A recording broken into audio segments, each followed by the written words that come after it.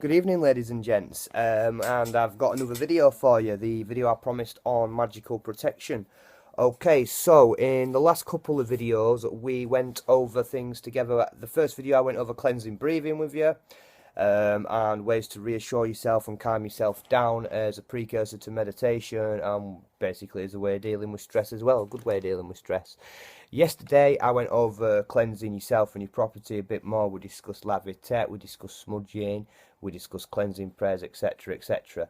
Today I've got magical protection for you. Okay, so to kick it off, the first thing on the agenda are things that can be used like talismans. So first of all, we have railway spikes.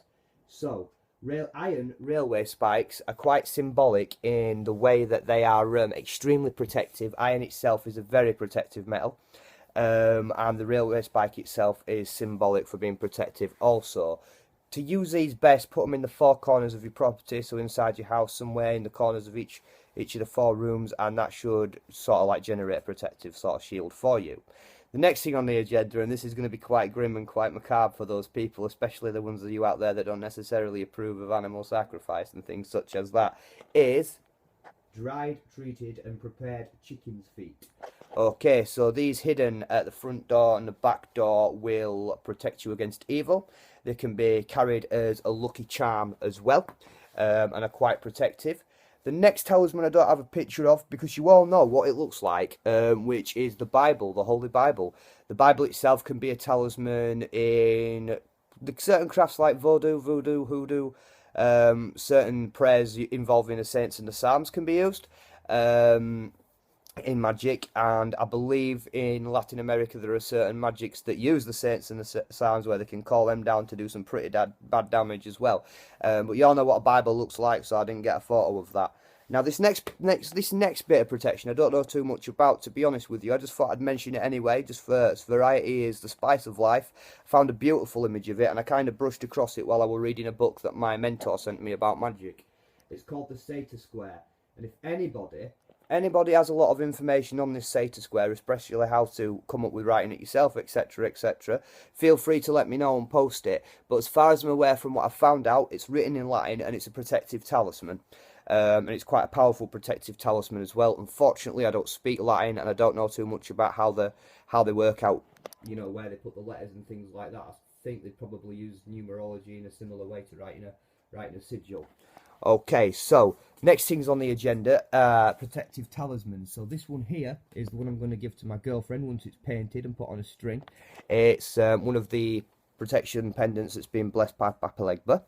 The cross keys itself is a very protective symbol. Again, they're made out of iron, which is an extremely protective metal, and asking Papa Legba to bless them as well is always good, because he's an extremely powerful deity. Even though he's from the Radaloa side, so the white magic side of things, is still an extremely powerful deity.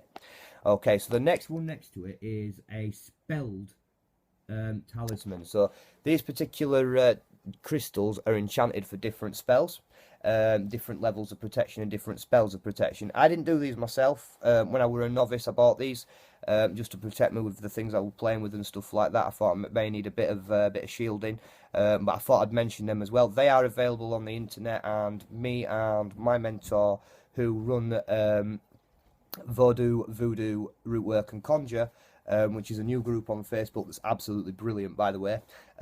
We can offer services to enchant such stones and do things like that. And speaking about stones, that leads me on to crystals. So we've got black onyx here, which I hear is extremely good in the way that it can just absorb negativity and doesn't really need to be cleansed a right lot. We've got black obsidian here, which has the same sort of absorbative properties as black onyx, but it does require cleansing a lot more apparently. We've got the dorodite here, which can be used in certain Grigris dolls and other things, but I can't really go too much into that without breaking any sort of like secrecy there. So it is a protective stone and it can be used for protective reasons as well. And we've got rose quartz here. Now the reason I've got rose quartz, it can be used in sort of like love magic, excuse me, but rose quartz and clear can also be used protectively. People can make what they call moon water out of it. So you can make moon water by basically putting water in a jar and leaving it in the moon. Like, you might want to say your own blessing or prayer over it, leaving it in the moonlight to charge. And that's fairly protective. Now, you can add a further layer of protection by putting some sort of blessing powder in it, or just salt. And you can add a further layer of protection still by putting a quartz crystal in it when you charge it up. And this adds like a extra protection. We flick it around the room, paying special attention to the corners of the rooms and the thresholds of the doors, as that's where negativity likes to hide, and any sort of like little nooks and crannies and spaces like that. And they love like wardrobe spaces and stuff like that, so they can leap out and terrorize children and that, negative entities and stuff. So yeah, so do that. So flick that everywhere, and that's a good way of protection there as well. So moving on now, we have like sort of the power of prayer for protection. So people, I mean, you've all seen the paranormal shows, haven't you, where some will say, oh, well, I beat it by myself with Jesus. I just basically went around and prayed and prayed and prayed and prayed, and it eventually went away. Most of the time that's crap, and it's just like Abrahamic brainwashing.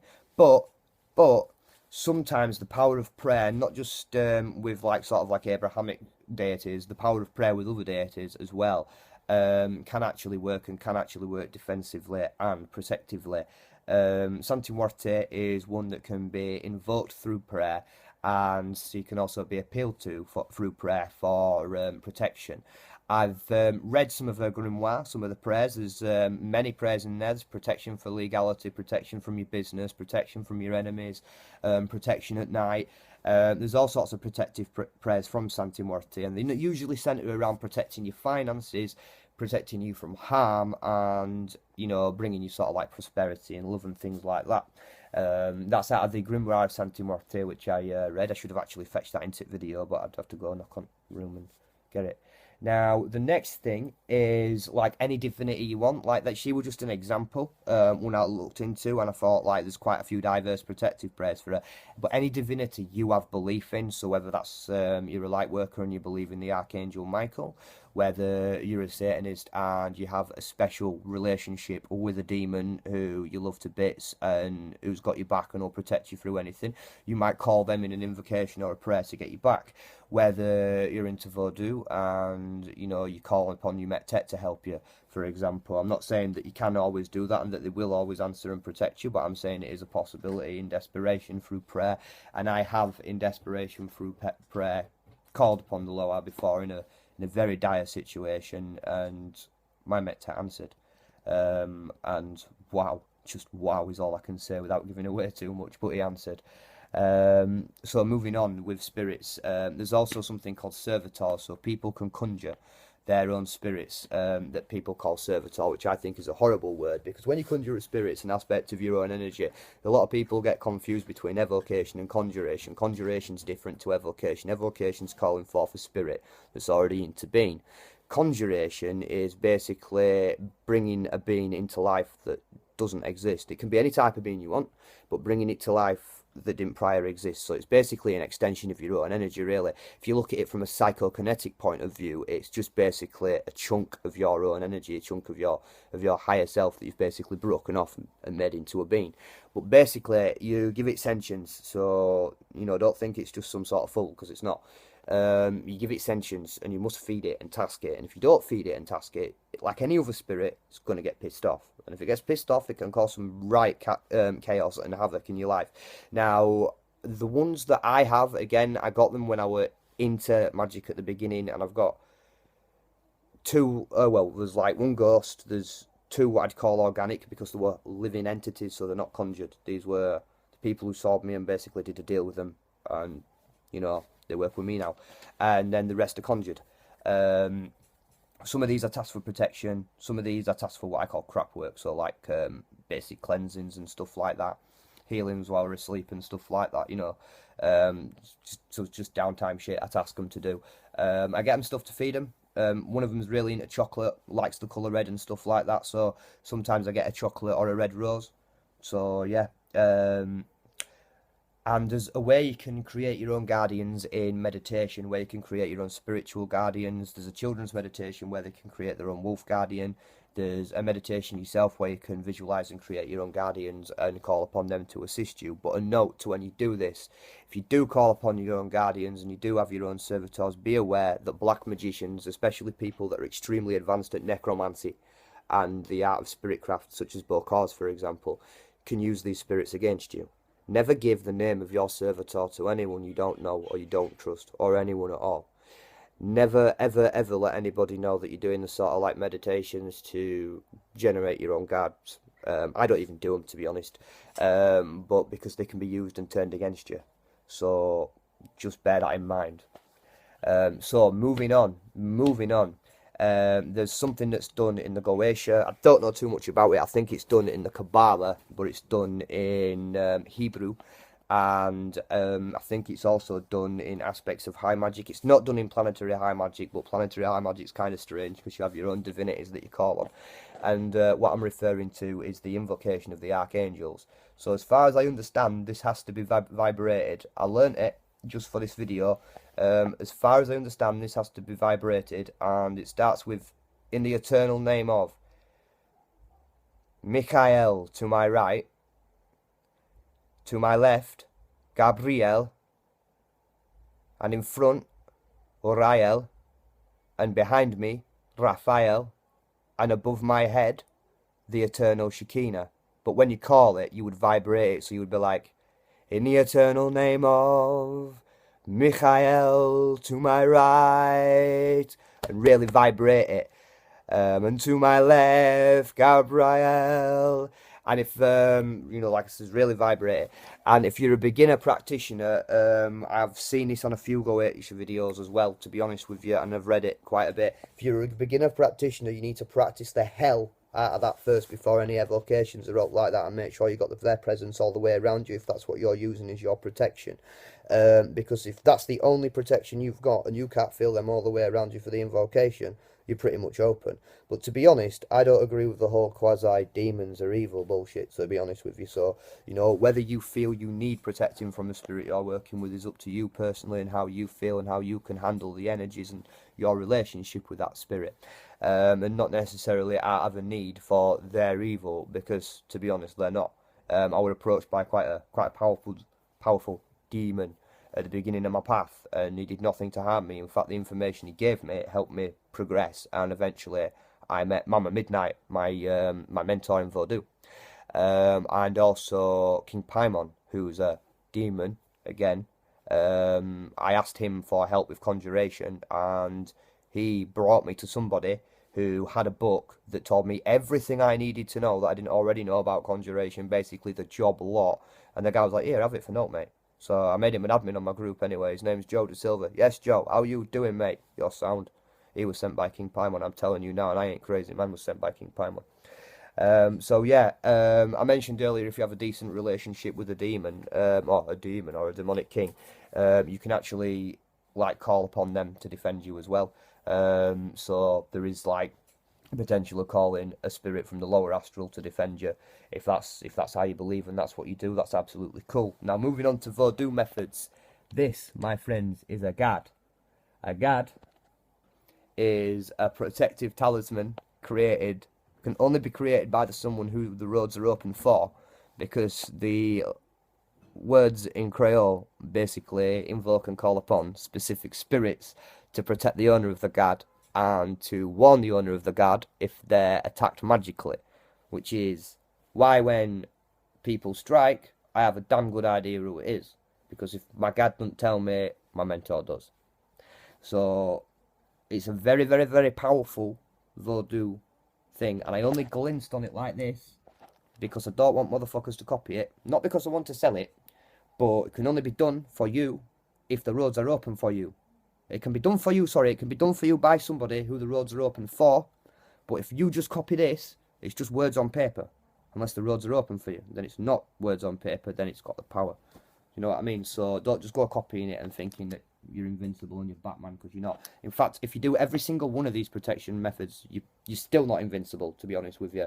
Just like someone I really look up to, a man called Leonard, says, yeah, right? Even if you've got protection, you can still be touched somehow, some way, some shape or form. So don't just think you can buy one protection thing, two protection things, and think that you're Terminator, because you'll soon find out that you're not.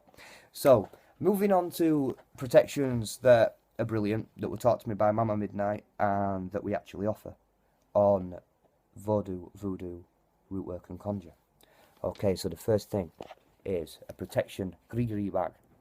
Now, the Grigri bags, Grigri is actually French Creole for grey, so basically grey magic. The colour of the bag is symbolic. I'm not going to tell you why without giving too much away. The contents of the bag is symbolic. I'm not going to tell you why because I don't want to give too much away.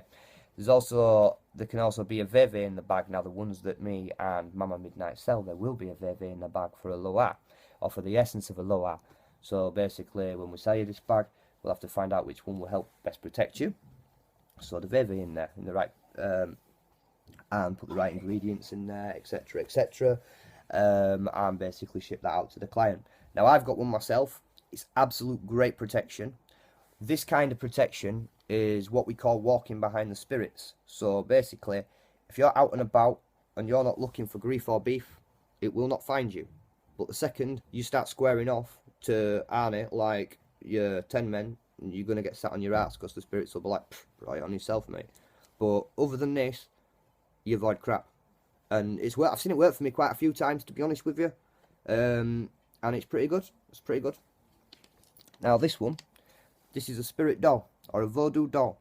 This is another method of protection. It's, again, the contents of the doll are a secret, so I can't give you that. But we do make them and we do sell them at Voodoo, Rootwork and Conjure. So, again, it's similar.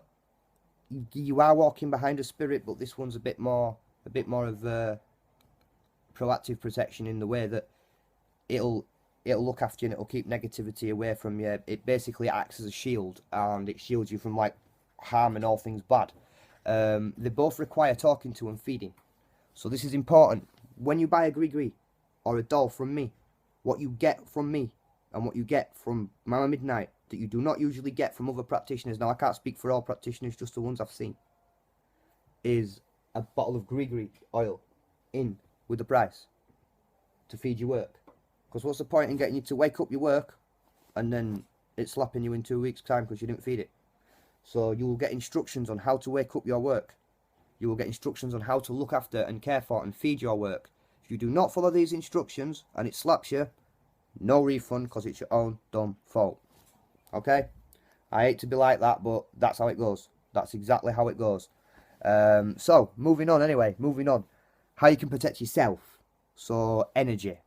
So, there's methods of protecting yourself through visualization.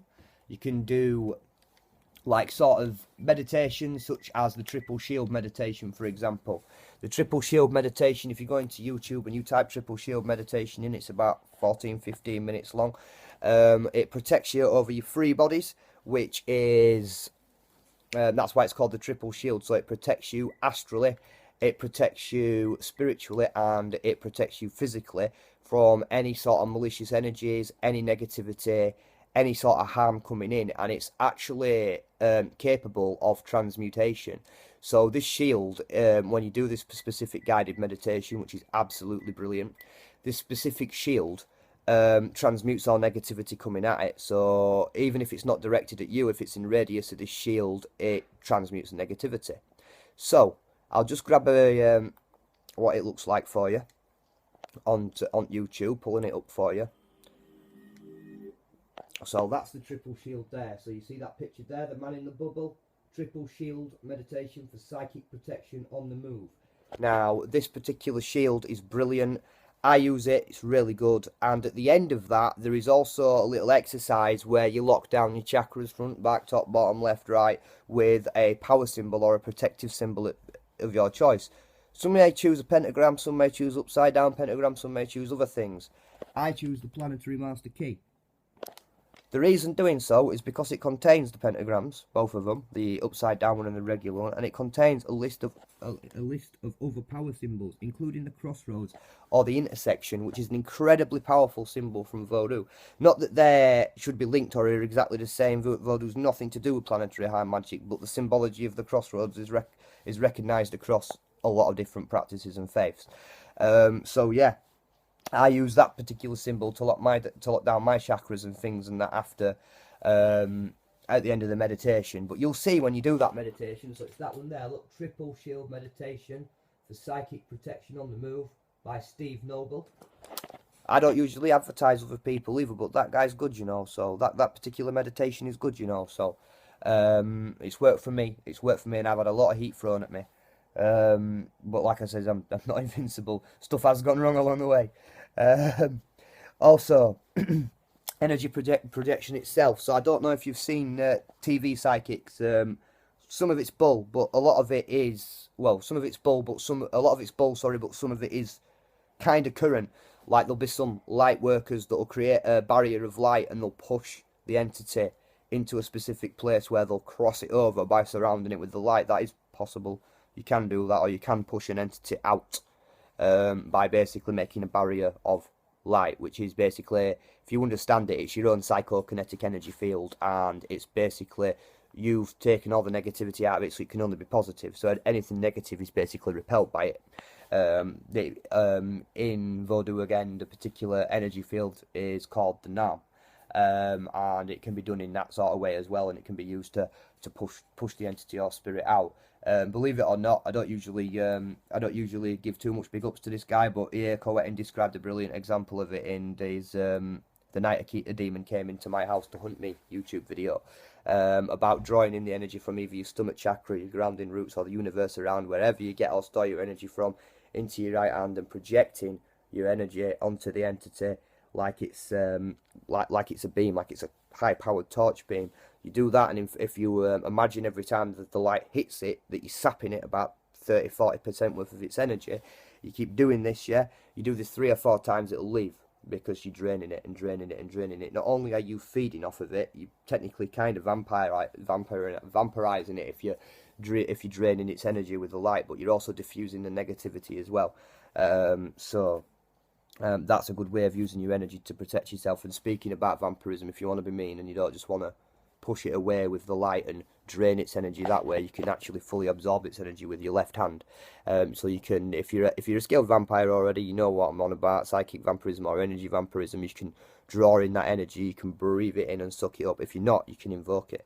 So make your own invocation prayer up. When I started doing it and learning, getting to grips with the fact that I'm a natural energy channel, and getting to the grips with the fact that I naturally sometimes feed the invocation to control it, I stole out of a book, and I think it went, by the power of the earth, by the force of the fire, by the inspiration of the air, and the virtues of the water, I invoke and feed upon the energies of, and then like say the entity before me, for example, and then breathe and visualize, and that's how you feed on it. So you draw it in or feed on it, and that's how you feed on somebody. But that's turning defense into offense a bit there, so we'll leave that there, and we won't go too much offensive. We'll go back to defensive. So those of you that can project astrally or lucid dream, or those of you that are extremely good at visualizations with your meditations, can create a divine champion astral armor. Again, I got this from Planetary High Magic, from a magician, quite an accomplished magician called Bearheart, who did a few YouTube videos, and basically I cherry picked the best stuff out of them. So again, this is on my group The Dark Place. It's on Satanic Magic and Education. It's on Wakey Reiki. And if you want these information that I'm showing you, the high magic and the magical armor, just hit me up and I'll send it to you, because this stuff's free. I can't do this work for you. This is stuff you'll have to do yourself, but I can give you it for nothing, because it costs me nothing anyway.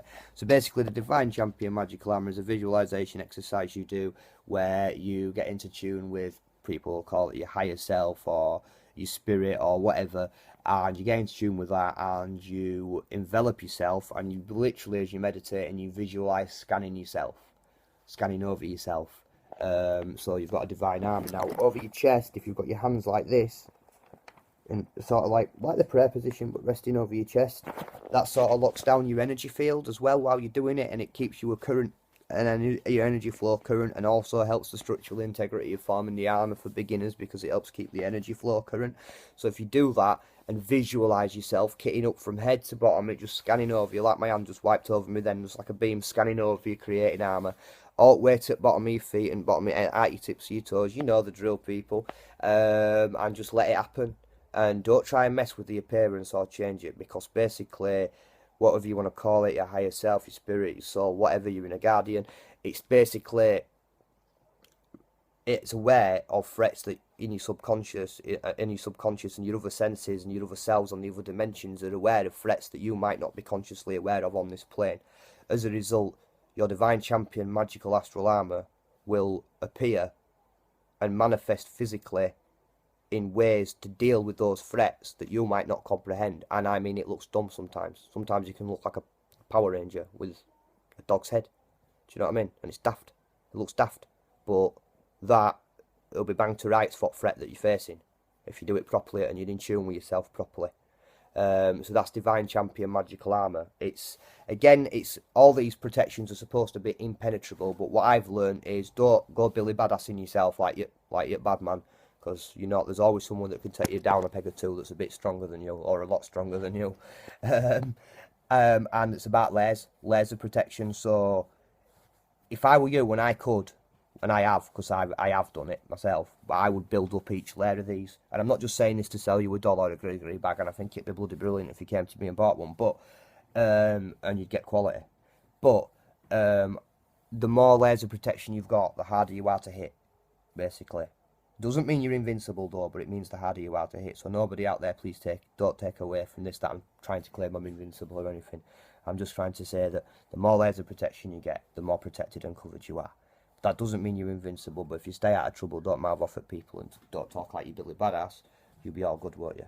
So this has been magical protection anyway. If anybody would like to add to this in the comments and suggest methods that I haven't suggested, or you know, expand on methods that I have suggested, feel free. Again, you can mention it on my groups too. Have a wonderful evening anyway. Don't do anything I wouldn't do, which probably leads you quite a bit. See ya.